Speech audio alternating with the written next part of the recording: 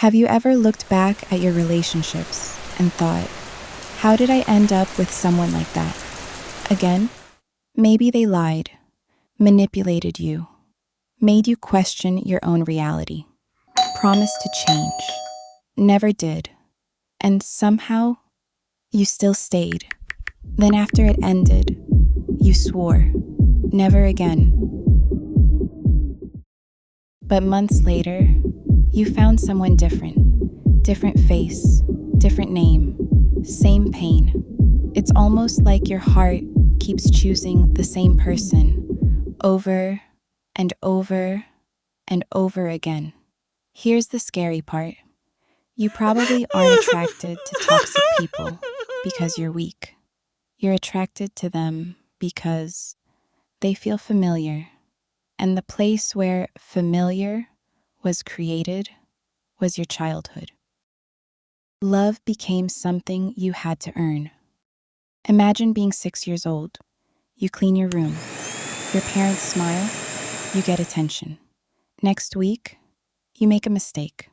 Now they're cold, silent, disappointed. Suddenly, love disappears. Without realizing it, your brain learns something dangerous. Love isn't unconditional. Love is a reward. You have to earn it. So years later, you meet someone who barely texts, barely commits, barely gives affection. But every once in a while, they suddenly become loving. One compliment, one hug, one perfect date. And your brain says, See, if I try harder, I'll get more of this. healthy love feels steady, but steady feels boring because your nervous system mistakes unpredictability for romance. You were taught to ignore your feelings. Think about how many kids hear things like, Stop crying! You're too sensitive. You're overreacting. It's not that bad. after hearing that enough, something changes. You stop trusting yourself. You stop asking, how do I feel? Instead, you ask, am I allowed to feel this? Fast forward 20 years. Your partner insults you, then says, You're being dramatic. and instead of walking away, you wonder. Maybe I am dramatic. They cancel plans, ignore your texts, flirt with someone else, cross your boundaries. And every time, you explain their behavior away, because that's exactly what you had to do growing up. You became an expert at minimizing pain. Chaos feels like home. If your house was unpredictable, arguments, silent treatment, walking on eggshells, you probably became really good at reading people's moods. You learned to notice tiny facial expressions, tiny changes in voice, tiny shifts in energy, because your safety depended on it. You become the fixer. Did you grow up trying to make everyone happy? Trying to stop your parents from fighting? Trying to cheer up an angry parent? Trying to be the good kid? If so, you probably learned that your value comes from solving other people's problems. Now, look at your dating history. You don't fall in love with healthy people. You fall in love with projects. People who are broken, emotionally unavailable, addicted, controlling, always promising they'll change. And every red flag looks like an opportunity. You tell yourself, I can help them. They've just been hurt. Everyone deserves another chance. maybe, but somewhere along the way, you forgot something. Why didn't you answer? Who are you with? Love isn't supposed to feel like a full-time job. You confuse chemistry with trauma. Have you ever met someone who made your heart race almost instantly? You couldn't stop thinking about them. Every text felt exciting. Every delay felt painful. You thought, this must be real love. But here's something most people never hear. Butterflies aren't always a sign of love. Sometimes, they're a sign that your nervous system feels unsafe. When someone is emotionally unpredictable, your brain releases stress hormones. Your body stays on high alert. Then, when they finally show you affection, you feel relief. Your brain mistakes that relief for passion. That's why healthy people can seem almost too calm. No guessing games. No emotional roller coaster. Hey, I noticed we were a bit distant yesterday. Is everything okay? No constant fear of losing them. And because your body isn't stuck in survival mode, you think, there's no spark. The spark isn't missing. The chaos is. You mistake attention for love. If you didn't get enough love growing up, attention starts feeling like love.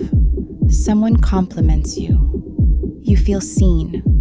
Someone texts you all day. You feel important. Someone wants to spend every minute with you. You call it romance. But attention isn't the same thing as love. Some toxic people give enormous amounts of attention in the beginning. They make you feel like you're the only person in the world. Then, little by little, they pull it away. Now you're working overtime, trying to get back the person they were in the first month. But here's the truth. That version of them may never have been real. It was bait. And once you're emotionally invested, they know you'll chase what you've already had. Healthy love can feel wrong. I don't know. They're perfect. They text back, they keep their promises, they're totally stable. But the spark just isn't there.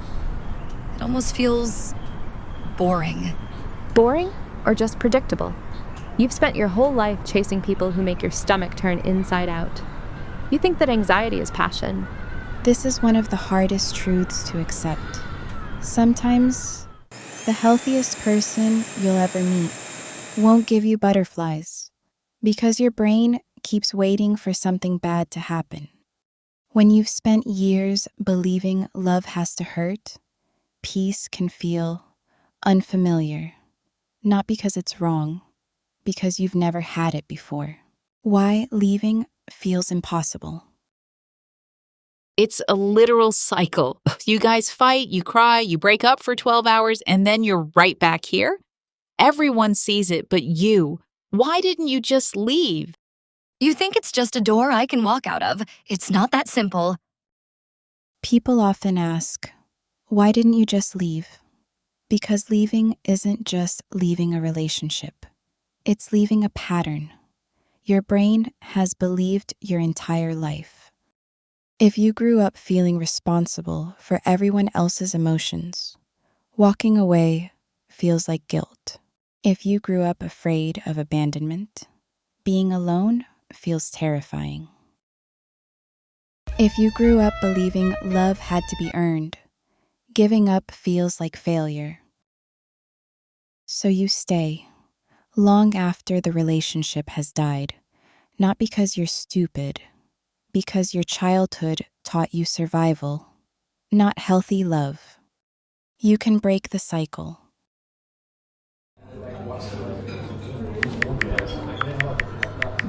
Sorry, what were you saying? I'm kind of distracted. My ex keeps texting me. You know what? I think I'm going to head out. Thanks for the coffee, though. Here's what no one tells you. Your childhood explains your patterns. It doesn't have to become your future. The goal isn't to blame your parents forever. The goal is to notice the blueprint they unknowingly gave you. Ask yourself, do I chase people who barely choose me? Do I mistake anxiety for love? Do I ignore red flags because they feel familiar? do I believe I have to earn someone's affection? Awareness is where healing begins, because once you see the pattern, you can stop repeating it.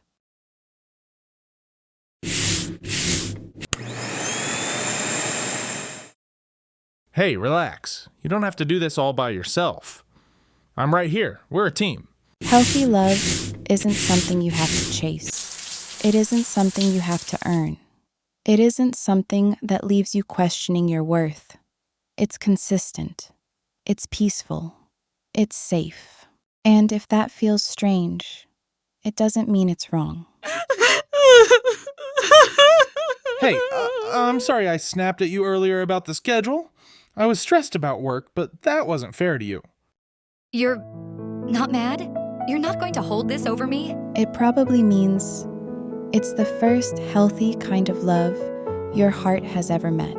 If your childhood pointed you in the wrong direction, you don't have to keep following the same path. You can choose a different one.